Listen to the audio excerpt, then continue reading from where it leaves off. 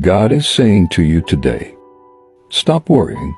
I will take care of you today. I will work on the problems that have caused you such anxiety.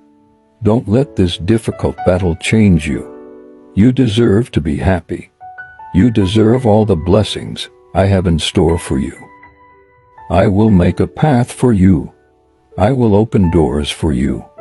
I am wrapping my arms around you, protecting you from things you cannot see.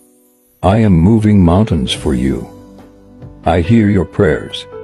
I see the tears you cry when you're alone. You wish you could stop all the chaos and change some decisions you made and now regret. I know you're tired of waiting.